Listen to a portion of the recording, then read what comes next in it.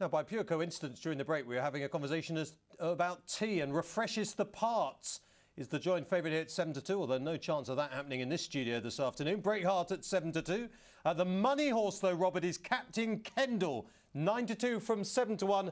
Imagine Weaver likes his Kendall cake. Weaver's had a bit of dental problems, I hear, lately. I've just been talking to Michael Tebbett, ex-jockey, and said, how's Weaver? He said he's having a bit of tooth work done.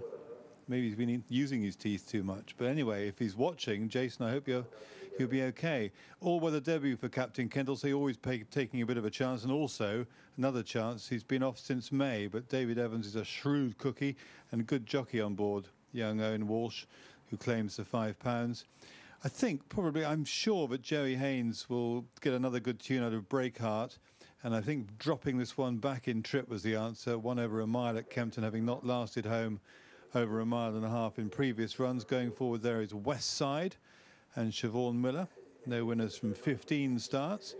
At a really long price, she's had a couple of winners lately at big prices, is Lisa Williamson. No real reason why Schoolboy Champ should run well, but I'm sure that he'll be prominent. He's up front and then fades. But Lisa Williamson's had Bertie Blue Boy at 16-1 and Rufflin one at 25-1. So you never know, stable's in good form. But we're nearly ready for the final race of the day before the big dash home. But let's get across for the final time. Simon Holt. Matthew McGee bidding for the first win. So they're just about set now at the mile starting gate. And they're away. Breakheart very slow to stride under Joey Haynes.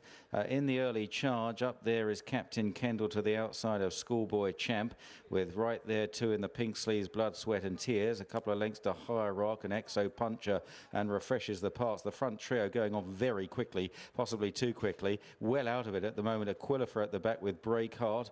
West Side is also towards the back of the field, along with the grey, the new black. So they're tearing along up front here with Schoolboy Champ up the inside of Blood, Sweat and Tears, and Captain Kendall 3 horses wide into this top turn.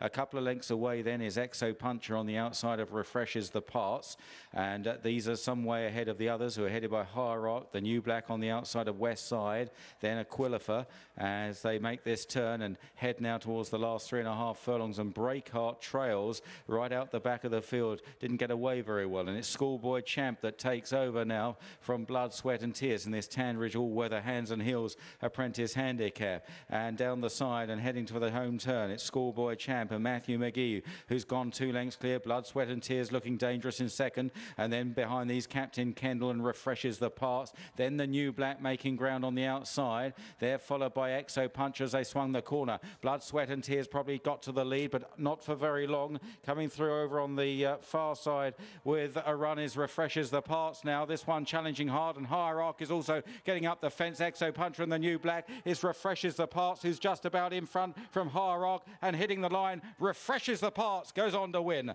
and a first win for Aaron Jones riding for George Baker. It might have been Higher Arc for second, tight for third, then between Blood, Sweat and Tears and Exo Puncher, the new black followed home by West Side, Captain Kendall, Aquilifer, Schoolboy Champ, and Breakheart never got into. I was impressed. A cool ride by Aaron Jones on Refreshestheparts. That's one. Higher Arc has finished second, and it is a photo. I can hear the judge saying a photo is called for third place.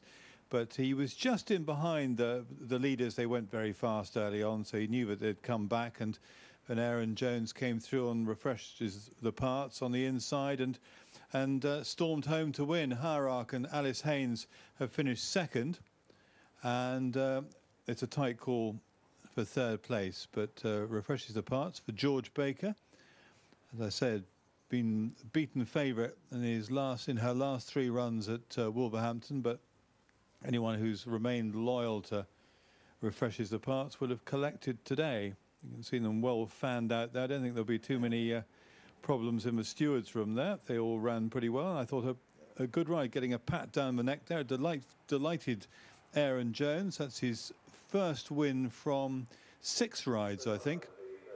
Third's coming through now. Third was number 8, the new black. Gay Kellaway, 3 runners today, and they've all finished in the money. No winners, but 3 placed horses for Gay. Refreshestheparts, the winner from Hierarch, and the New Black. And final thoughts and the result from Matt. Just must be such a massive, great feeling. You know how difficult it is just to find a winner.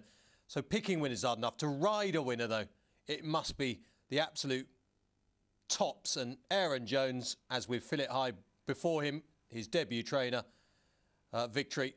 Aaron Jones now gets his first ride as a winner and definitely deserves his very own. Yee-haw!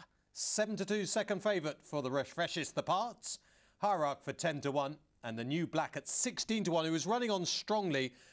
The problem with the New Black is, in normal circumstances, you put her down as a horse. She looks like she's geared to win, but she does look like she's about to win on quite a few occasions. But she's run on well in third today.